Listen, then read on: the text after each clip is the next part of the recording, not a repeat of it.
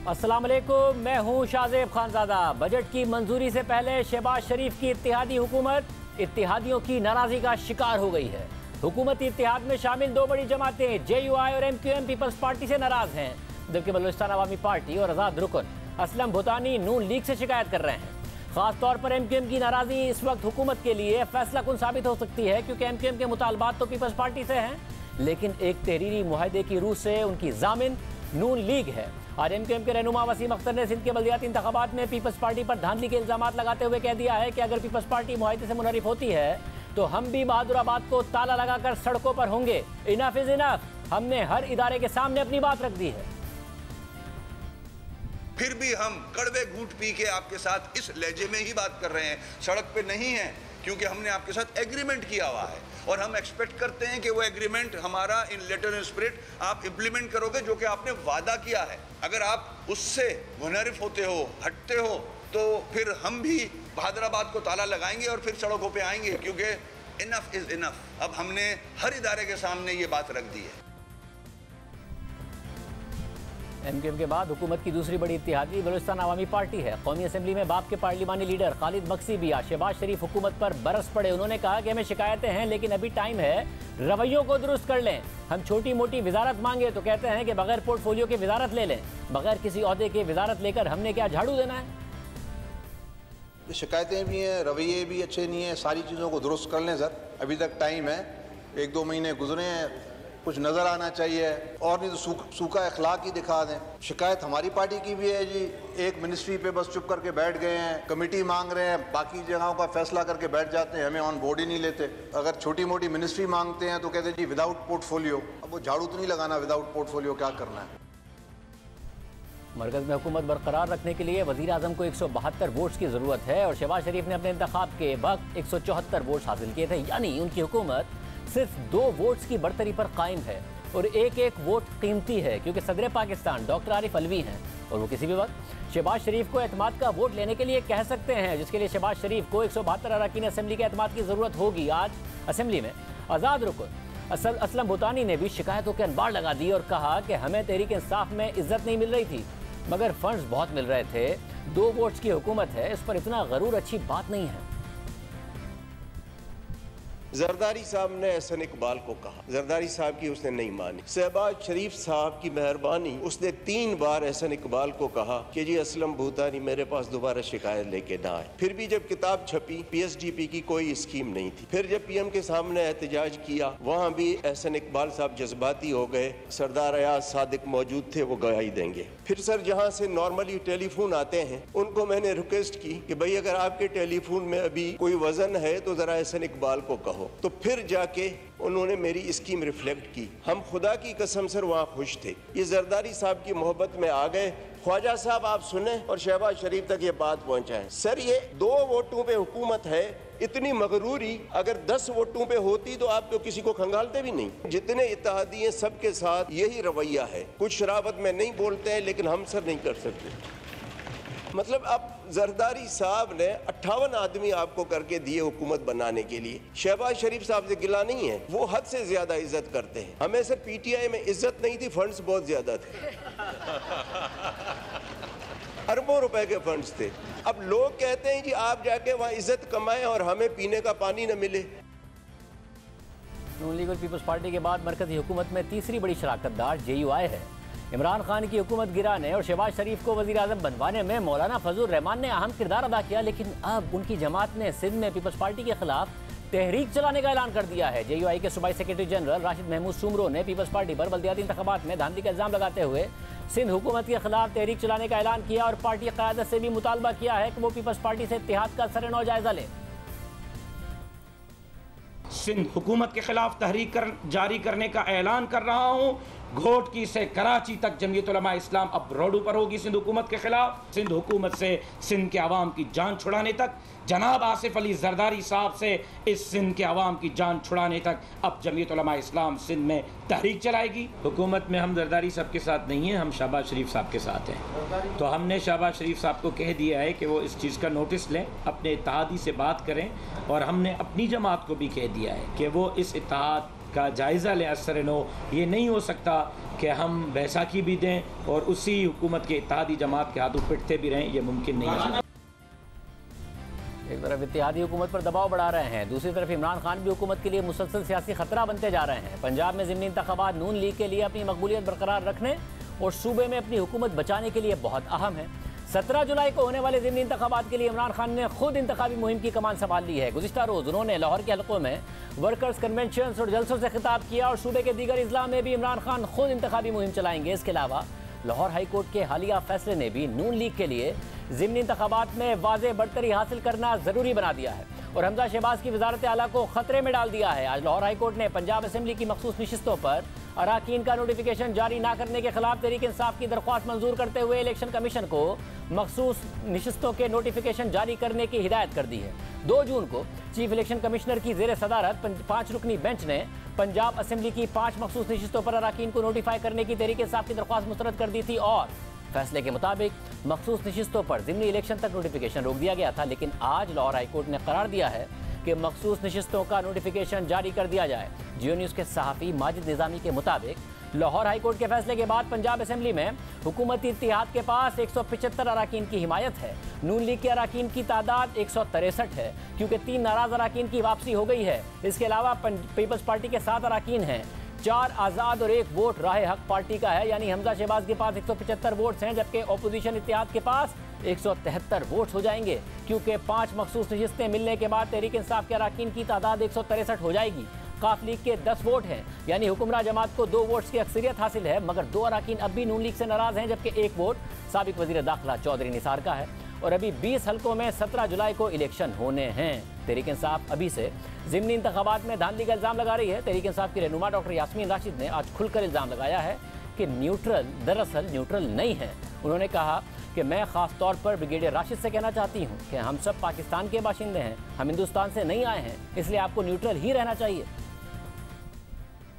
हमारे इतला के मुताबिक न्यूट्रल नहीं है। आप मेहरबानी करके न्यूट्रल ही रहिए और मैं खास तौर पे ब्रिगेडियर राशिद साहब जो हैं उनको कहना चाहती हूँ कि हम सारे इस पाकिस्तान के बाशिंदे हैं, को खुदा न खास्ता हम कोई मकबूजा कश्मीर के नहीं है, ना हिंदुस्तान से आए हैं, ये पाकिस्तान के बाशिंदे हैं और आप लोगों को इसमें न्यूट्रल ही रहना चाहिए। न्यूट्रल रहना बहुत ज़रूरी है। हमें पता चल गया है कि नीचे न्यूट्रल जो है वो न्यूट्रल नहीं है और सारी एडमिनिस्ट्रेशन को अपने साथ उन्होंने शामिल किया हुआ है। एस्टैब्लिशमेंट से न्यूट्रल ना रहने का मुतालबा करते करते अब तहरीक इंसाफ एक बार फिर न्यूट्रल होने का मुतालबा कर रही है। इसके अलावा हाल ही में एक सर्वे सामने आया है जिसके मुताबिक इमरान खान को तहरीक अदम एतमाद के जरिए वजारत उज़्मा से हटाने पर नाराज पाकिस्तानियों की तादाद में गुज़िश्ता 2 माह में इजाफा होता जा रहा है। गैलप पाकिस्तान के नए सर्वे नताइज के मुताबिक 61% पाकिस्तानी इमरान खान को तहरीक अदम एतमाद के जरिए वजारत उज़्मा के मनसब से हटाने पर नाराज हैं। सर्वे में 39% पाकिस्तानी इमरान खान को अदम एतमाद के जरिए वजारत उज़्मा से हटाने पर खुश नजर आए जबकि इससे 2 माह पहले अप्रैल में किए गए गैलप सर्वे में 57% शहरियों ने पाकिस्तानियों ने इमरान खान के निकाले जाने पर खुशी का इजहार किया था और 43% ने इस पर नाराज़गी का इजहार किया था। इमरान खान को हटाने पर खुशी का इजहार करने वालों में 71% ने तहरीक इंसाफ के दौर में महंगाई और गुर्बत की शरह में रिकॉर्ड इजाफे को हुकूमत जाने पर खुशी की अहम वजह बताया था। अब यहाँ एक और बात है कि इमरान खान की से जो हुकूमत हटाने पर नाराज पाकिस्तानी हैं उनकी तादाद बढ़ती जा रही है। हमारे साथ वज़ीर दाखिला राना सनाउल्लाह साहब मौजूद हैं। साहब बहुत शुक्रिया। राना साहब आप अभी भी इस वक्त वज़ीर आज़म शहबाज शरीफ ने जो डिनर किया था गालिबन उससे आ रहे हैं। इत्तेहादियों ने तो आज तकारीर की है, उसमें जिसकी गारंटी दी थी, कुछ ने पीपल्स पार्टी को आपकी गारंटी दी थी तो वो आपसे नाराज हैं और आपके खिलाफ तकारीर करते नजर आ रहे हैं। बलूचिस्तान अवामी पार्टी हो, भूतानी साहब हो और जिनको आपने पीपल्स पार्टी की गारंटी दी थी जैसे MQM है या JUIF, वो पीपल्स पार्टी से नाराज हैं। आपकी हुकूमत कैसे चलेगी? आज डिनर में क्या माहौल था?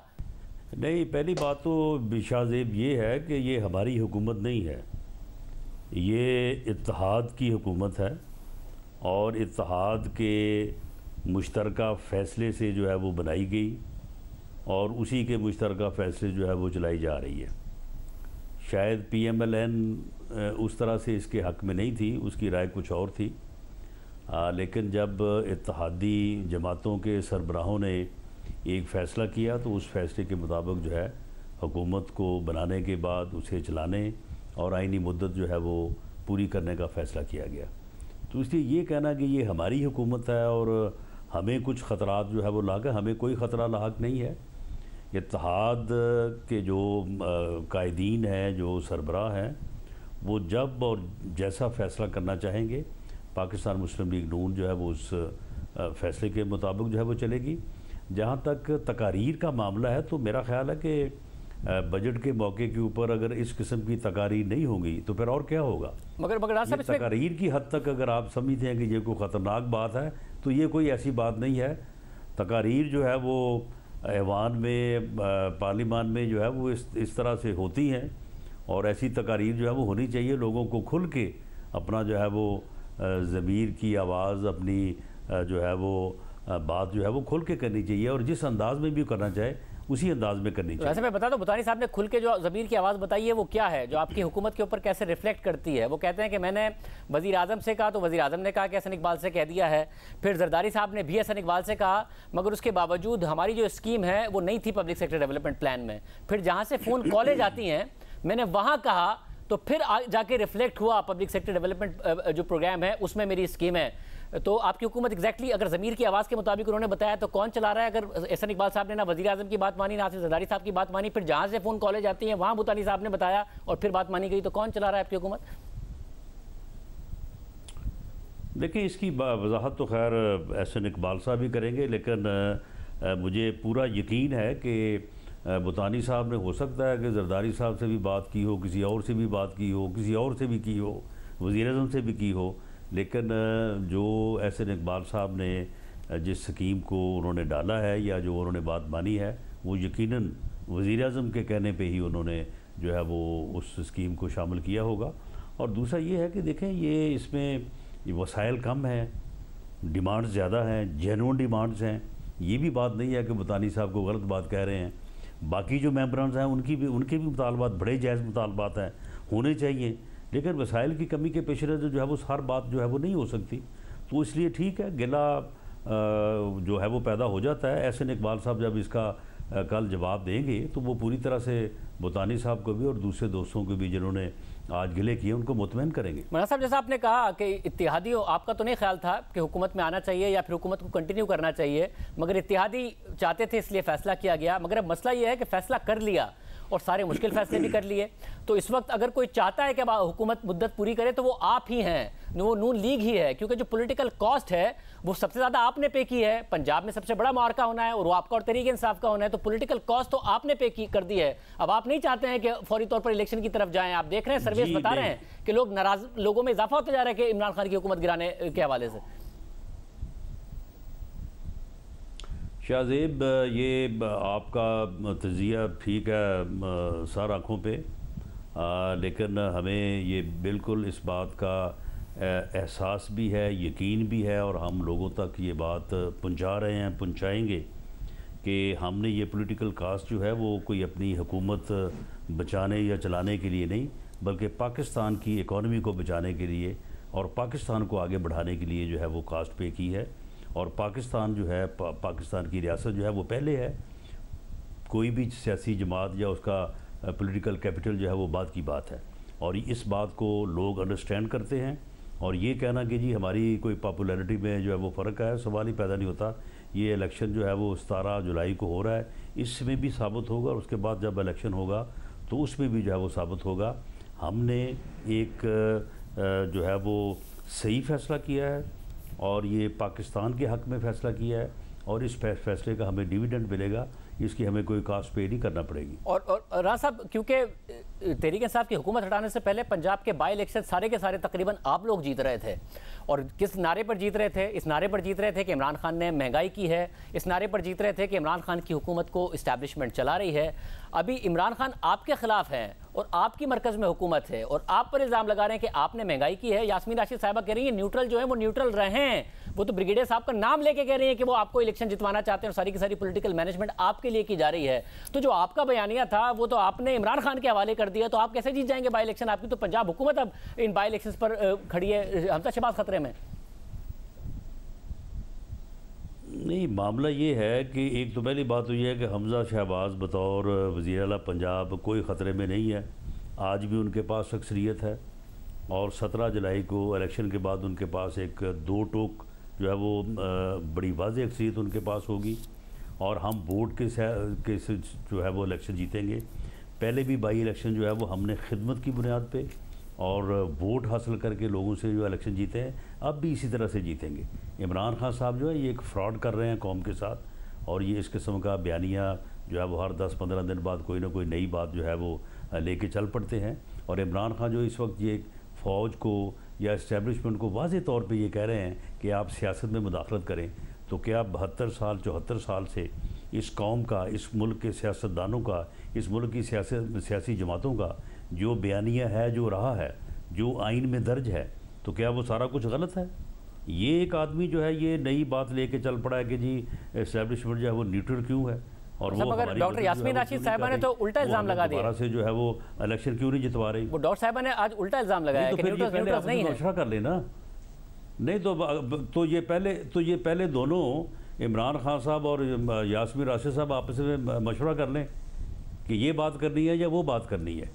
तो ये मामला जो है ये सिर्फ़ और सिर्फ कौम को तकसीम और गुमराह करने के लिए ये एक मुल्क दुश्मन प्रोपेगेंडा जो है ये बंदा पिछले जो है वो 7 साल से, ये 14 से शुरू हुआ है, तो इसका एक ही एजेंडा है और वो इस मुल्क के ख़िलाफ़ एजेंडा है, इस मुल्क की सियासत के ख़िलाफ़ इसका एजेंडा है। ये कोई सियासतदान नहीं है, ना इसकी हरकतें जो है वो सियासतदानों वाली है, ना इसकी गुफ्तगू सियासतदानों वाली है। लोग इसको समझ चुके हैं, किसका बयानिया डोमिनेट पहचान चुके हैं कि ये फितना है, ये फसाद है इस मुल्क में। वो आप लोगों के बारे में कह रहे हैं कि ये तो बैरूनी जो साजिश है उसके तहत आए हुए लोग हैं, अमेरिका की साजिश के तहत आए हैं, आप उन्हें फितना कह रहे हैं। किसका बयानिया डोमिनेट करेगा और आपके लिए कैंपेन कौन करेगा? इमरान खान तो ज़ाती तौर पर कैंपेन कर रहे हैं। देखे ना, नहीं ये फितना फसाद तो जो है ये इस मुल्क में जो है वो फैलाने के लिए, ये तो हर वक्त इसकी तकारीर सुने, इसकी गुफ्तगू सुने, इसका अमल देखें। जो हमें ये कह रहा है कि हमने कोई बाहर की किसी ताकत की बुनियाद के ऊपर जब इसके ख़िलाफ़ अदम एतमाद की तहरीक पेश की है, तो ये जो हमारे इत्तेहादी आज भी स्पीचेस कर रहे थे, तो क्या वो सभी जो इनके साथ थे वो किसी और मुल्क के कहने के ऊपर जब उन्होंने मियाँ शहबाज शरीफ साहब को वोट दिए? यानी ये तो ऐसी बात है जिसका कोई न सर न पैर। वैसे मगर मुझे ये बताएं कि आपके लिए कैंपेन करेगा कौन? गुमराह करने की कोशिश करता है, लेकिन लोग अब इसका चेहरा पहचान चुके हैं। वैसे वो तो ज़ाहिर इलेक्शन में पता चल जाएगा ना। इमरान खान साहब अब जो अपनी कैंपेन कर रहे हैं उसमें क्राउड बहुत अच्छा पुल कर रहे हैं, ऐसा नहीं है कि लोग आ नहीं रहे हैं, लोग उनकी बात सुन रहे हैं। ये 17 जुलाई को भी पता चलेगा और उसके बाद जब इलेक्शन होगा उसमें भी पता चलेगा। तो आपकी कैंपेन कौन करेगा? मरियम नवाज साहिबा करेंगी इन बाई इलेक्शंस की कैंपेन, या आपके जो मकामी रहनुमा है वो करेंगे? कौन करेगा आपकी कैंपेन जब इमरान खान साहब खुद कैंपेन कर रहे हैं? देखें, मकामी रहनुमा जो है वो सारे हमारे जो है वो कैंपेन कर रहे हैं, और इस वक्त हमने एक सीट के ऊपर कल भी बैठ के जो है वो सारा जायज़ा लिया है। ये 16/4 का रिज़ल्ट होगा, जो मैं आपको बता दूं। और अब और इनको मालूम है, इसीलिए अभी इन्होंने प्रोपेगेंडा करना शुरू कर दिया है कि जी हमारे ख़िलाफ़ ये होगा, हमारे ख़िलाफ़ जो है वो होगा। और बाकी जो मेन जो है हमारी कैंपेन, क्योंकि बतौर वज़ीर आज़म, बतौर चीफ मिनिस्टर या दूसरे हमारे मिनिस्टर जो है वो क्योंकि हलकों में नहीं जा सकते इलेक्शन रूल्स की वजह से, तो मरियम नवाज साहबा जो है वो मेन लीड करेंगी तहरीक को। मगर साहब वो जब लीड करेंगी इंशाअल्लाह ताला हर हल्के में। ज़ाहिर इसमें कोई शक नहीं है कि मरियम नवाज साहिबा ने अपने आप को एक क्राउड पुलर के तौर पर साबित किया है, वो एक मकबूल रहनुमा के तौर पर नून लीग की तरफ से सामने आई है, मगर एक मज़ाहमत की अलामत के तौर पर सामने आई थी। अब आप मज़ाहमत की अलामत तो है नहीं, आप तो मुफाहमत की अलामत हैं। इमरान खान साहब खुद को मज़ाहमत की अलामत के तौर पर पेश कर रहे हैं कि मैं एस्टैब्लिशमेंट के खिलाफ भी खड़ा हूँ, अमेरिका के खिलाफ भी खड़ा हूँ, हुकूमत के खिलाफ भी खड़ा हूँ, महंगाई के खिलाफ भी खड़ा हूँ। तो मरियम नवाज साहिबा कर लेंगी वो फैक्टर जो उनका था, वो फैक्टर होगा जब वो वोट मांगने जा रही होंगी बाई इलेक्शन में? जी, उनका बिल्कुल मरियम नवाज साहबा भी और मियाँ नवाज शरीफ जो है वो इस वक्त अपने मौक़िफ़, अपनी मज़ाहमत में एक कामयाब लीडर के तौर पे जो है वो अवाम के सामने हैं, वो उभरे हैं, और अवाम उनको इस बात को एक्नॉलेज करती है। क्या बयानिया था, मज़ाहमत क्या थी मियाँ नवाज शरीफ की या मियाँ नवाज शरीफ की लीडरशिप में हम सब की, कि सियासत में मुदाखलत नहीं होनी चाहिए, अदारों को न्यूट्रल होना चाहिए, अदारों को आइन की पासदारी करनी चाहिए। आज अल्लाह के फजल से ये हो रहा है।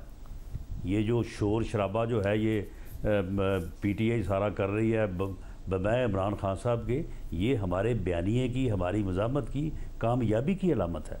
हम इसमें सुरखरू हुए हैं, हमने इस बात को जो है वो मनवाया है।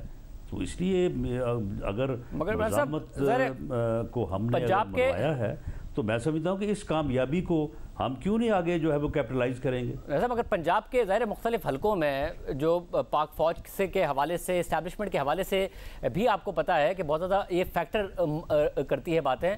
अब जनरल ज़हीरुल इस्लाम है वो PTI के लिए अगर सामने आए हैं, साथ में हमें नज़र आ रहा है कि बहुत सारे एक्स सर्विसमैन हैं जो तहरीक इंसाफ के लिए सामने आए हैं। जहाँ आपका एक बाकायदा तौर पर रेजिस्टेंस का वोट है, तो वहाँ पर एक दूसरी तरफ का भी वोट है, वो तो तहरीक इंसाफ के साथ खड़ा है और रेजिस्टेंस की अलामत खुद इमरान खान बन रहे हैं। कोई ऐसी इक्वेशन बन रही है आपके लिए जो आपके फ़ायदे में जा रही हो इस वक्त? नहीं, शाहजेब, रेजिस्टेंस का जो वोट है, जो अदम मुदाखलत का वोट है, जो सियासत में किसी किस्म की मुदाखलत का मुखालिफ वोट है, वो इन फ्राडियों के साथ कैसे खड़ा हो जाएगा? जो कल सेलेक्ट हुए थे, आज फिर जो है वो सिलेक्ट होने के लिए जो है वो शोर शराबा कर रहे हैं और पाँव पकड़ रहे हैं और कह रहे हैं कि जी हमारा साथ दें। वो वोट जो है वो हमारे साथ होगा। हमने एक जदोजहद की है, उस जदोजहद के नतीजे में हमने कामयाबी हासिल की है।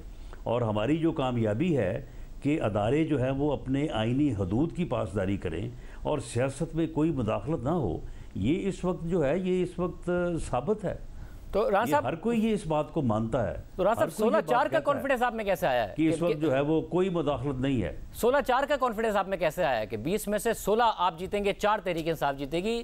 तहरीक इंसाफ पहले कह रही है कि वो धांधली हो रही है, इलेक्शन कमीशन पे भी इल्जामात लगा रही है, तो इस्टेब्लिशमेंट का भी उन्होंने एक ऑफिसर का नाम लेकर इल्जाम लगा दिया यास्मीन राशिद साहिबा ने। ये 16-4 का कॉन्फिडेंस कैसे आ गया आप में?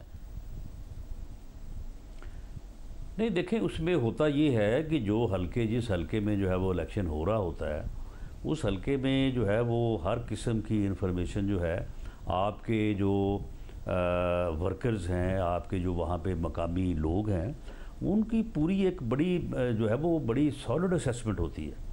और हमने जब हर हल्के में जो ज़िम्मेदारान हैं, जिनके ज़िम्मे लगाया है, वो जाके वहाँ पे काम कर रहे हैं, लोगों को मिल रहे हैं, सारी सूरत हाल देख रहे हैं, तो हमारे लिए सबसे बड़ा इस वक्त इशू ये था इन हल्कों में कि वो कैंडिडेट जो हमारे मुखालिफ थे, जो हमारे लोगों के साथ जिन्होंने इलेक्शन लड़ा, उसके बाद उन्होंने 3.5 साल हुकूमत की, हमारे लोगों के खिलाफ मुकदमे दर्ज करवाए, हमारे लोगों को जो है वो विक्टिमाइज़ किया, तो वो एक जो गैप था, जो एक रेजिस्टेंस थी, उसको जो है वो गैप को ब्रिज करना हमारे लिए सबसे बड़ा मसला था। जहाँ जहाँ पे हम उसको 100% कर चुके हैं, वहाँ पे PTI मुकाबले में नहीं है। वैसे मगर मुझे मुकाबले में होगी भी नहीं। मुझे आखिर में ये बता दें कि क्या हमें इस मामले में रेजिस्टेंस का सामना है, वहाँ पे हमारे लिए जो है वो मुश्किल है। अब मुल्तान में हमने इस सारे मसले को जो है वो काफ़ी हद तक काबू पा लिया है, तो ये अब शाह महमूद कुरैशी साहब जो मर्जी वहाँ पे करते रहें। वैसे मुझे आखिर में बता दें कि वज़ीर ख़ज़ाना 1 बजे जो है वो ये इलेक्शन हार के घर जाएंगे। ये आप कह रहे हैं कुरैशी साहब भी हारेंगे, अब देख लेंगे, मगर मुझे ये बताइएगा कि वज़ीर ख़ज़ाना मिफ्ता इस्माइली रहेंगे या वाकई इसाक डार वापस आ रहे हैं, वज़ीर ख़ज़ाना बन रहे हैं?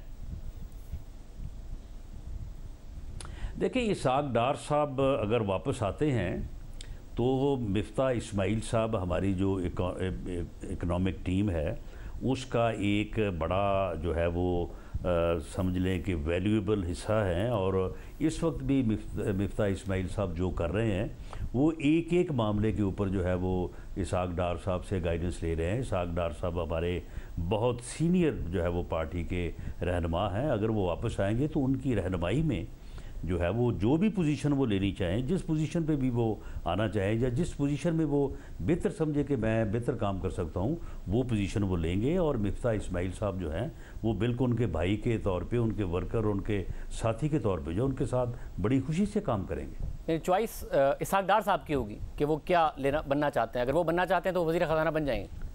नहीं, चॉइस तो खैर मियाँ नवाज शरीफ साहब की होगी, वो जो भी फैसला करें। और जहाँ लंदन में जब हम गए थे वहाँ पे मीटिंग्स हुई थी, तो मेरी मौजूदगी में मिफ्ता इस्माइल साहब ने एक दफ़ा नहीं 10 बार ये कहा था कि इसाक डार साहब जो हैं वो मेरे बड़े हैं, मैं इनकी गाइडेंस में वहाँ पे भी अगर ये तशरीफ़ लाएँ तो मैं इनकी गाइडेंस में काम करने को तैयार हूँ, और यहाँ पे भी मैं इनसे जो है वो रहनुमाई लेता रहूँगा। और ये इस सिलसिले में वो रहनुमाई दे रहे हैं। वो बहुत शुक्रिया हसन साहब हमारे साथ मौजूद थे। प्रोग्राम में ब्रेक शामिल करते हैं कि एमक्यूएम मुतमईन है या एमक्यूएम वाक़तन नून लीग की जो वफाकी हुकूमत है उसे छोड़ सकती है, इतना दबाव इस वक्त महसूस करी। वफाकी हुकूमत से अगर सिर्फ एक एमक्यूएम निकल जाए और सदर आरिफ अलवी शहबाज शरीफ साहब से कह दें, वज़ीर आज़म शहबाज शरीफ से, कि वो एतमाद का वोट लें तो हुकूमत गिर सकती है। इस वक्त एमक्यूएम किस हद तक नाराज़ है, क्या वाकई वो नून लीग को भी इस हवाले से डेडलाइन दे रही है, क्योंकि गारंटी मुआहदे पर अमल दरामद कराने की पीपल्स पार्टी से नून लीग ने दी थी। हमारे साथ एमक्यूएम के सीनियर रहनुमा वसीम अख्तर साहब मौजूद हैं। वसीम अख्तर साहब बहुत शुक्रिया मुझे ज्वाइन करने के लिए। आपने कहा कि अग्रीमेंट किया था, इसलिए हम ज़रा भी नर्म अंदाज में बात कर रहे हैं, मगर हमने इदारों को बता दिया है सबको कि इनफ इज़ इनफ, बहादुराबाद को ताले लगाएंगे और सड़कों पर आएंगे।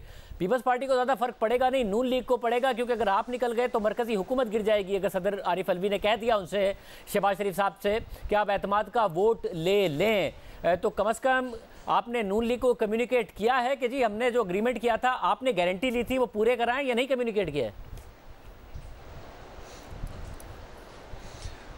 परसों पीएम साहब से मुलाकात हुई थी कराची में, उनके सामने ये बातें हमने रखी हैं और उनकी तवज्जो दिलाई है। ज़ाहिर है वो मसरूफ़ हैं जिन हालात से मुल्क गुज़र रहा है, मगर ये बात भी बहुत ज़्यादा इम्पॉर्टेंट है सियासी हवाले से। और ये शाज़ेब बताता चलूँ, खुदा ना खास्ता कोई ऐसी सोच नहीं रखते कि कोई ब्लैकमेलिंग है या कोई हम कुछ डिमांड चाहते हैं। जो एग्रीमेंट्स हुए हैं सब ने किए हैं, पीपल्स पार्टी ने भी किए हैं, नून ने भी किए हैं, और टाइमलाइन सेट हुई थी। पीपल्स पार्टी से टाइमलाइन सेट हुई थी और नून से भी टाइमलाइन सेट हुई थी। जो मैटर पर्टेन करते हैं फेडरल गवर्नमेंट से, नेशनल असेंबली से, वो उनके सामने थे। अब जो टाइमलाइन 1 महीने की थी उसमें थोड़ा सा डिले हुआ, वो हम समझते हैं, हमसे भी हुआ, पीपल्स पार्टी से भी हुआ, मगर अब एक मसवदा हमने बना लिया है as per the Supreme Court order, जिसको इम्प्लीमेंट होना है, जिसको एग्रीमेंट में एग्री किया है आसिफ साहब ने भी, बिलावल साहब ने भी, कि हम इसको इन लेटर एंड स्पिरिट इम्प्लीमेंट करेंगे। तो अगर उसमें और ज़्यादा मज़ीद डिले है तो मेरे जो वोटर्स हैं, सपोर्टर्स हैं, कराचीआइट्स हैं, सिंध के लोग हैं, उनके मसाइल हल नहीं हो रहे, तो उनका एक प्रेशर बिल्टअप होता है कि आपने एग्रीमेंट किया था। जाहिर है मेरे पास शाज़ेब ऑप्शन तो यही रह जाता है कि मैं इन बड़ी जमातों से ही एग्रीमेंट करूं, इनको एक इस पे लाऊं, इनको कन्विंस करूं कि हमारी बात सुने, हमारे जेन्युइन इश्यूज हैं, इनको रिजॉल्व करें। उसमें फिर और प्राइम मिनिस्टर ने कोई में तो मैं नहीं कह रहा, सुप्रीम कोर्ट कह रही है। और प्राइम मिनिस्टर ने कोई गारंटी दी कि जो वादे हुए थे, क्योंकि गारंटी हमने ली थी, हम पूरी कराने की जिम्मेदारी लेते हैं, या आपने कॉन्सिक्वेंसेज उन्हें बताए कि भाई अदरवाइज हमारे लिए हुकूमत में रहना बड़ा मुश्किल हो जाएगा, इस लेवल पे जाके कोई बात हुई? प्राइम मिनिस्टर साहब, जाहिर है जब हमने बात की तो उन्होंने कहा कि मैं बात करूंगा, और मेरे ख्याल से हो सकता है बात की भी हो। हमारी लोकल लीडरशिप जो पीपल्स पार्टी है उनसे हमारी बातचीत चल रही है। हमने मसवदा उनको कोई 2 हफ्ते पहले, मसवदा तो पहले दिया था, 2 हफ्ते पहले एक मीटिंग हुई थी, उनसे कहा था कि भाई ऑलरेडी बहुत टाइम निकल गया है, तो वहाँ ये तय हुआ था कोई 2 हफ्ते पहले कि पीपल्स पार्टी के जो हमारे दोस्त हैं वो हमें एक कागज़ बना के देंगे कि वो हुकूमत जो है वो क्या क्या फ़ौरन इम्प्लीमेंट कर सकती है।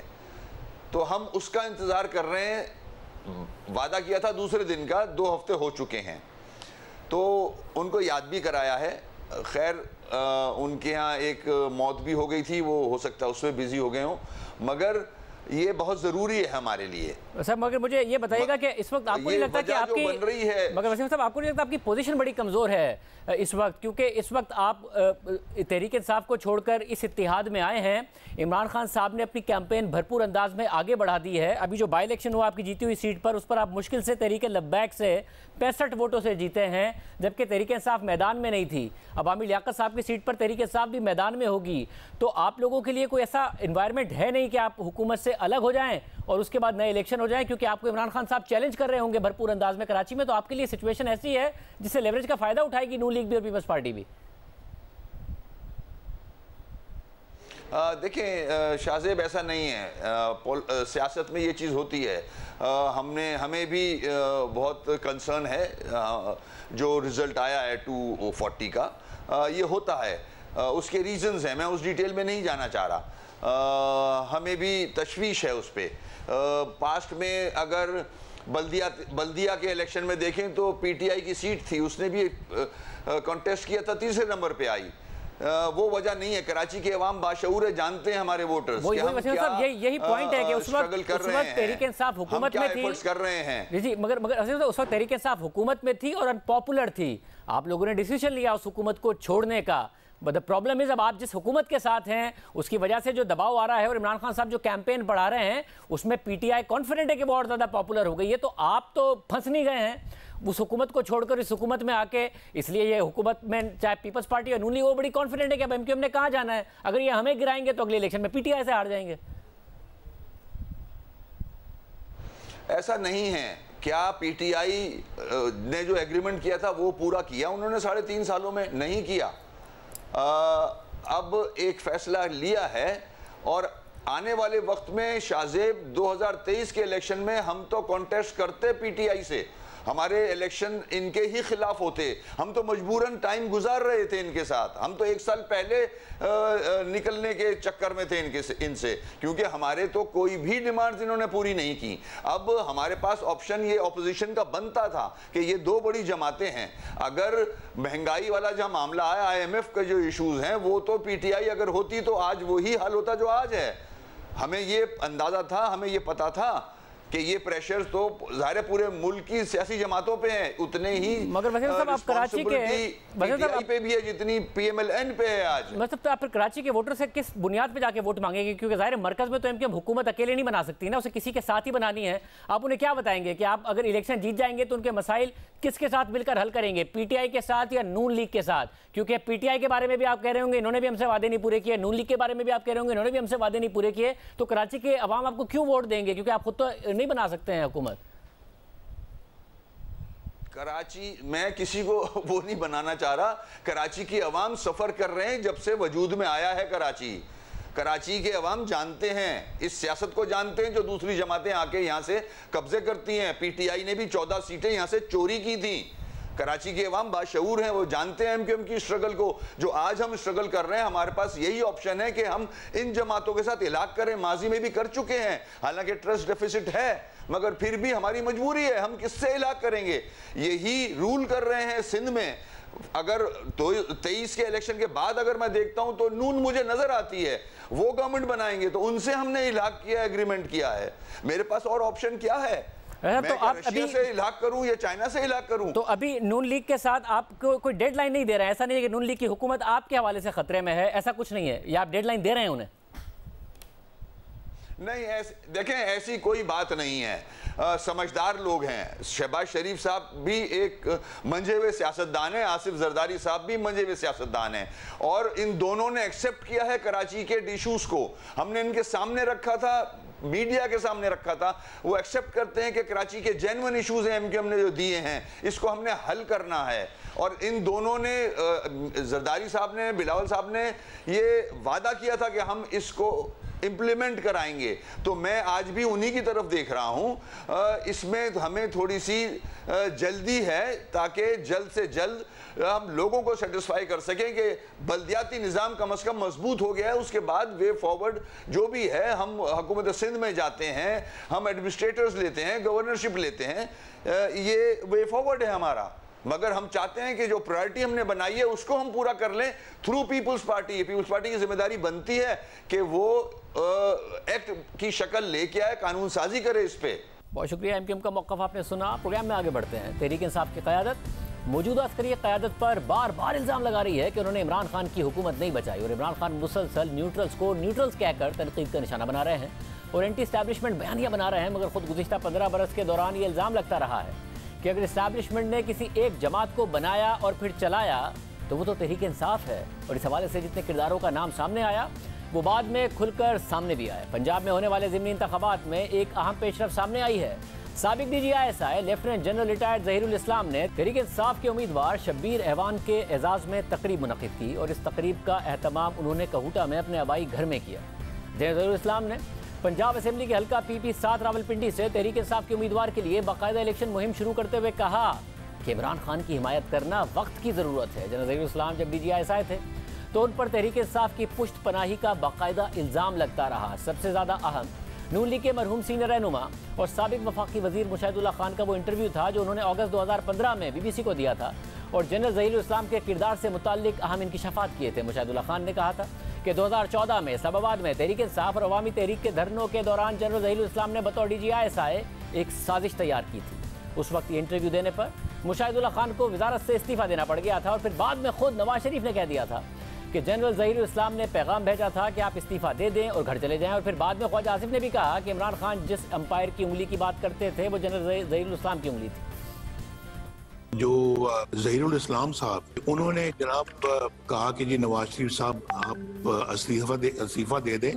पैगाम भेजा और आप घर चले जाएं। ये धरनों के दौरान की बात है, धरनों की उस पीरियड की बात है। I should step down and go home. मुझे आके ये पैगाम मिलता है in the middle of the night. साथ में ये भी कि जी अगर आप नहीं करेंगे तो फिर नताइज भुगतने पड़ेंगे, माशाल्लाह भी लग जाएगा। तो मैंने कहा कि अच्छा भी जो होना है वो हो जाए, आपने जो करना है वो कर लें, लेकिन मैं वो इस तरह से स्टेप डाउन करने वाला नहीं हूँ, मैं इस्तीफा नहीं दूंगा। जनरल ज़हीरुल इस्लाम साहब जो हैं उन्होंने इंटेंशन किया, बल्कि धरने के जो पुष्ट पे वो थे ज़हीरुल इस्लाम साहब, एम्पायर की उंगली जो थी वो उनकी उंगली की बात हो रही थी। और आज वही जनरल ज़हीरुल इस्लाम खुलकर तहरीक इंसाफ की हिमायत का ऐलान कर रहे हैं और इसके उम्मीदवार के हक में बाकायदा मुहिम चला रहे हैं। जनरल ज़हीरुल इस्लाम के अलावा एक और साबिक DGI lieutenant general Ahmad Shuja Pasha पर भी इमरान खान और तहरीक इंसाफ की हिमायत का इल्ज़ाम लगता रहा है। बाकायदा लोगों को दूसरी जमातें छोड़कर तहरीक इंसाफ में शामिल कराने का इल्ज़ाम लगता रहा है। खुद इमरान खान के इत्तेहादी चौधरी परवेज़ इलाही कह चुके हैं कि जनरल शुजा पाशा ने उनकी पार्टी तोड़कर उनके लोगों को तहरीक इंसाफ में शामिल करवाया और चौधरी शुजात हुसैन को बाकायदा इमरान खान से राब्ता कराने की पेशकश भी की थी। जो इलेक्शन हुआ था ठीक, तो उसमें हमारे काफ़ी लोग, बल्कि हमने शिकायत भी की कियानी साहब को जी कि ये पाशा साहब हमारे बंदे तोड़ रहे हैं। तो फिर उन्होंने कहा कि नहीं आपके बंदे खुद जा रहे हैं। तो हमने कहा नहीं जी नहीं, हमारे पास तो सबूत है कि ये फ़ोन करते हैं। तो ये कब की बात है? ये 2010 था। 2010 में? हाँ 2010 में। अच्छा। तो फिर कियानी साहब ने पाशा साहब को फ़ोन किया कि भाई उनको आप बुलाएं खाने पे, वो ये बहुत ज़्यादा एजिटेट कर रहे हैं जी कि ये हो रहा है उनकी पार्टी के साथ। तो उन्होंने बुलाया हमें। अच्छा। और हम गए उनके पास। तो बातों बातों में हमने पहले शुरू में हमने कहा जी कि आपको नहीं तोड़ने चाहिए, आप क्यों हमारी जमात के ख़िलाफ़ हैं। वो अपनी मेहनत कर रहे हैं, PTI वाले करें। अच्छा। आप तो ना बंदे लेके जाएं। कहते नहीं नहीं नहीं नहीं नहीं ये ऐसी बात नहीं है। तो फिर और बातें शुरू हो गई।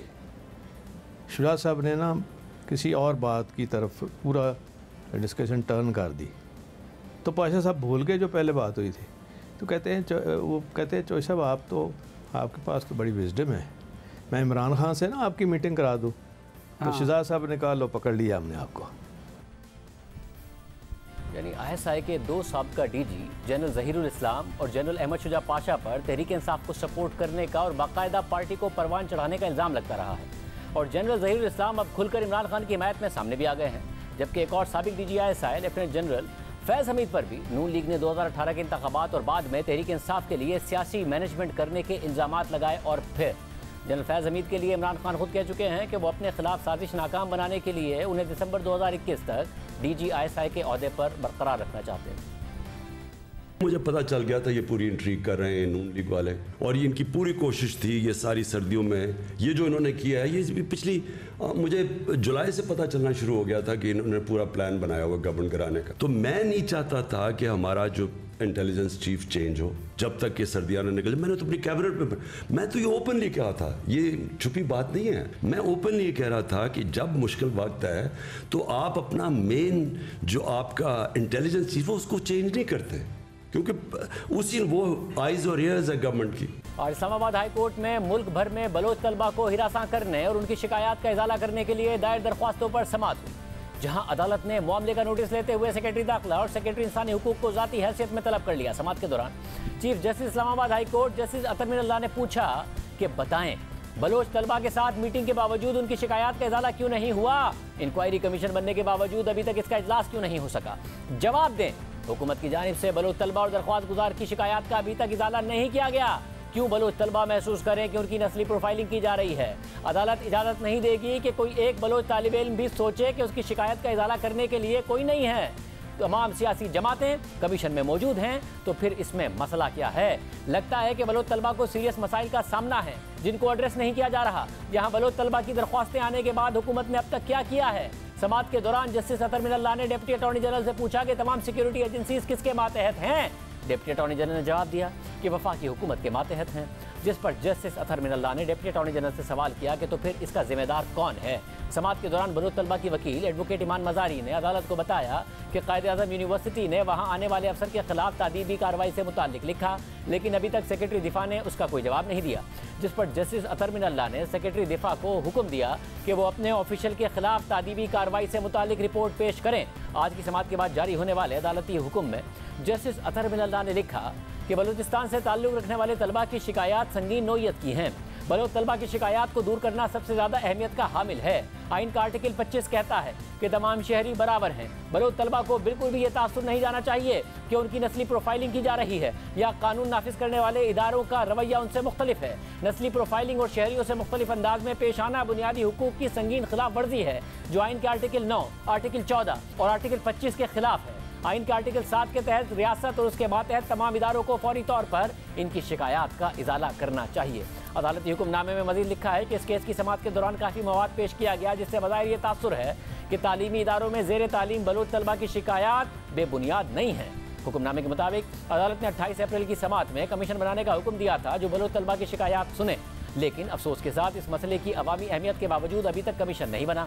डिप्टी अटॉर्नी जनरल को इस हवाले से दलाइल देने को कहा गया, लेकिन उन्होंने समाअत मुलतवी करने की दरख्वास्त कर दी। चेयरमैन सेनेट से तवक्को थी कि वो कमीशन की मीटिंग बुलाएं। सेक्रेटरी सेनेट सेक्रेटेरिएट, सेक्रेटरी वजारत इंसानी हुकूक को हुक्म दिया जाता है कि वो खुद हाजिर हों और बताएं कि इतने अहम मसले पर इतना वक्त गुजर जाने के बावजूद अभी तक कमीशन की मीटिंग क्यों नहीं बुलाई गई है। हुक्मनामे में मजीद लिखा है कि सेक्रेटरी वजारत दाखिला भी अगली समाअत में अदालत में पेश हों, रिपोर्ट पेश करें कि बलोच तलबा की शिकायत को वज़ीर दाखिला से मुलाकात के बावजूद क्यों नहीं सुना गया।